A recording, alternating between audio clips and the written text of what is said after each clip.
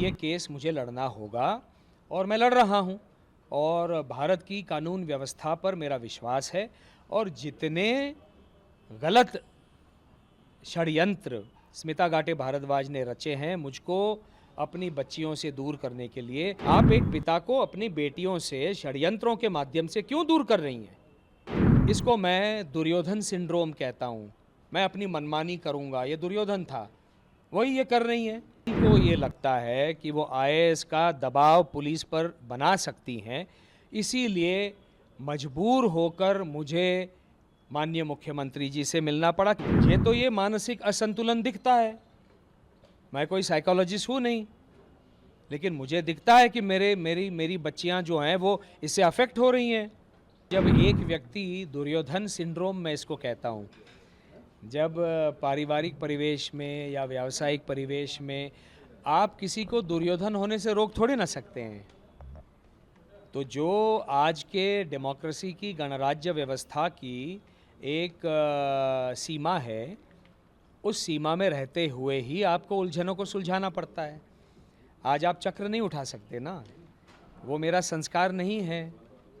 तो इसीलिए उस सीमा में, उस दायरे में, कानून व्यवस्था के, पुलिस व्यवस्था के दायरे में रहते हुए ये केस मुझे लड़ना होगा और मैं लड़ रहा हूँ। और भारत की कानून व्यवस्था पर मेरा विश्वास है और जितने गलत षड्यंत्र स्मिता गाटे भारद्वाज ने रचे हैं मुझको अपनी बच्चियों से दूर करने के लिए, उन सब के प्रमाण मैं कौटुंबिक न्यायालय बॉम्बे के सामने दे चुका हूं। मुझे पूर्ण विश्वास है और वो सारे प्रमाण जो है वो मेरे प्रमाण नहीं हैं, वो उन्हीं के प्रमाण हैं, उन्हीं का मेल है, उन्हीं का मैसेज है। किस तरह से वो एक परिस्थिति बनाती हैं बच्चियों को ये जताने के लिए कि आपके पिता तो आपको प्यार ही नहीं करते, तो अपने ही प्रमाणों को वो नकार कैसे सकती हैं? और जितने ये प्रमाण हमने कोर्ट के समक्ष रखे, उन्होंने और उनके वकील ने उनको कहा कि हाँ, हमें स्वीकार है, इसको स्वीकार कर लीजिए। तो जब अब कानून के दायरे में जब आर्ग्यूमेंट शुरू होंगे कस्टडी के, उन प्रमाणों को आधार बनाकर ही हम वकालत करेंगे हमारी कस्टडी के। तो देखिए क्या है, उलझे तो तब सारे ही थे, है ना? तो उलझन को कानून व्यवस्था में रहकर सुलझाना ही हमको आता है। और आज की कानून व्यवस्था मैं देख रहा हूँ, बहुत अच्छे अच्छे निर्णय कानून व्यवस्था ले रही है, मेरा पूर्ण विश्वास है। आरोप लगा रहे हैं कि आपकी बच्चियों का अपहरण कर लिया, उनके ही मामले में। जी, तो आप लास्ट टाइम मिले थे और अब क्या दिक्कत आ रही? पुलिस ने बुलाया, जब पुलिस के सामने कमिश्नर ने बात करी, उन्होंने घर पे बुलाया, आप घर नहीं गया। पुलिस के साथ भी बोल सकते थे कि पुलिस कस्टडी में, पुलिस के साथ में आप वहाँ जाके बच्चे को ढूंढ लेते, तो वे भी चीज़ सामने आ जाती है, अपहरण हुआ है या नहीं हुआ है। मैं उनके घर पर क्यों जाऊं? जब पुलिस ने उनको करे, पुलिस अपनी जांच करे, मैं हूं ना, यहाँ भोपाल में बैठा हुआ हूं। तो आपकी है ना, तो आप होंगे बच्चियों से अगर मिलने की चाह होंगे बच्चों से मिलने की चाह है, लेकिन चक्रव्यूह में फंसने की चाह नहीं है। चक्रव्यूह में फंसने की चाह नहीं है। जब उनको कहा गया कि पुलिस कमिश्नर के ऑफिस में वो आ सकती हैं, तो क्यों नहीं आई? थाने में तो नहीं बुलाया था उनको, एक बहुत ही सम्मानजनक तरीके से उनको बुलाया गया था। और जो किस तरह से करना है ये पुलिस व्यवस्था मुझे बताए, मैं कर दूंगा।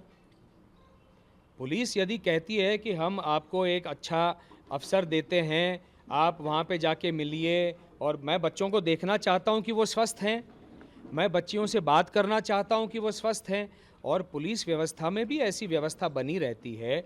सोशल सिक्योरिटी सेल होता है, जो महिलाओं की सुरक्षा का सेल होता है, जो बच्चों से बात करे कि आप कैसी हैं, आपका स्वास्थ्य कैसा है, क्या है। तो मेरा पुलिस व्यवस्था पर विश्वास है, तो वो उसके तहत जांच करके मुझे बताए क्या करना है, क्योंकि आज की तारीख में मेरी बेटियां कहाँ हैं मुझे नहीं मालूम।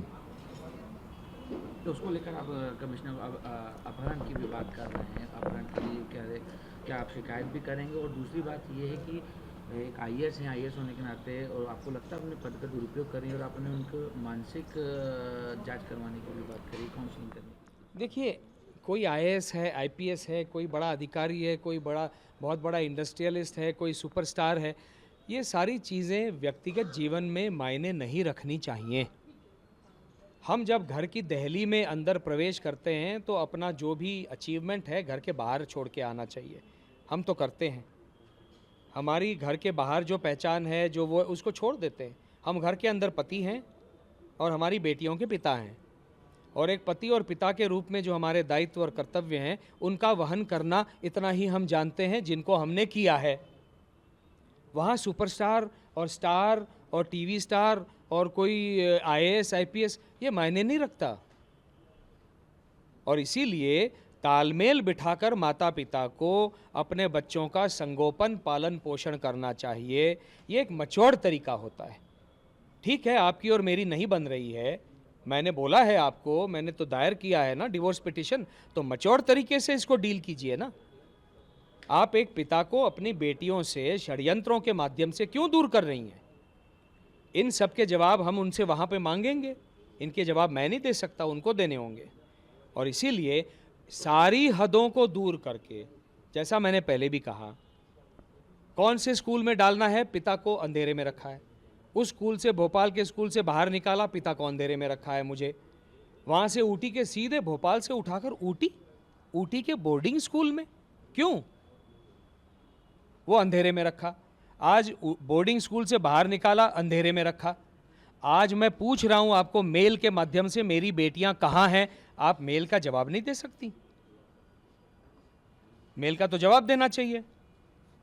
तो लगातार सारी सीमाओं को एक एक करके, ऊपर की बाहर की सीमाओं को तोड़ते हुए, इसको मैं दुर्योधन सिंड्रोम कहता हूं। मैं अपनी मनमानी करूंगा, ये दुर्योधन था, वही ये कर रही है। और कोई किसी को दुर्योधन ना बनो ये तो कह नहीं सकता ना। हम तो उसी दायरे में लड़ सकते हैं जो आज का दायरा है। और चूंकि हमको ये लगता है कि वो आईएएस का दबाव पुलिस पर बना सकती हैं, इसीलिए मजबूर होकर मुझे माननीय मुख्यमंत्री जी से मिलना पड़ा, क्योंकि ये व्यक्तिगत मामला है।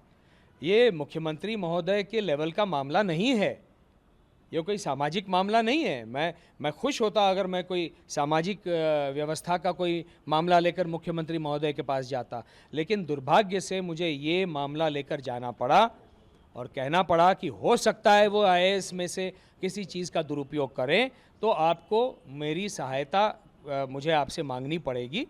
तो इतना आपके ध्यान में रहे। उन्होंने कहा ये सारा सुनकर मैं आपकी सहायता करूँगा। मैंने दोनों बच्चियों की कस्टडी मांगी है और वो मैं कस्टडी लेकर रहूँगा, क्योंकि ये जो व्यवहार है ये मेरी बेटियों के मानसिक, भावनिक, एकेडमिक स्टेबिलिटी के लिए ठीक नहीं है। कौन सा पिता या कौन सी माता इस तरह से अपने बच्चों को अनस्टेबल करती है? भावनिक रूप से तो कर दिया, लेकिन एकेडमिकली भी 6 महीना भोपाल के स्कूल, 4.5 महीना ऊटी के स्कूल में, आज पता नहीं कौन से स्कूल में। ये कोई तरीका हुआ? ये कोई तरीका नहीं हुआ। तो कैसे सीख पाएंगी? वो स्टेबल ही नहीं हो पाएंगी, जिसका उनके भविष्य के ऊपर बुरा परिणाम पड़ रहा है, ऐसा मेरा मानना है, और पड़ ही जाएगा, ये मेरा मानना है। तो बच्चियों को भी प्रताड़ित करती हैं वो, जैसे कि आपने कहा आपको प्रताड़ित कर रही हैं, बच्चियों को भी प्रताड़ित कर रही हैं। और उन्होंने कहा, आपने ये भी कहा है, आरोप लगाया कि उनकी मानसिक स्थिति ठीक नहीं, उसकी जाँच करनी चाहिए। ये किसने कहा है?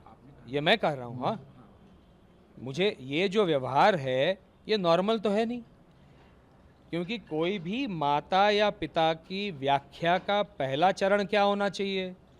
माता पिता वो होता है जो कुछ भी हो जाए अपने बच्चों को अफेक्ट नहीं होने दे, उनको कोई दुष्परिणाम हो, कोई उनको एक क्षति पहुँचे, ये ना पहुँचे, इसके लिए बियॉन्ड किसी लिमिट जाकर प्रयास करे, वो होता है माता पिता।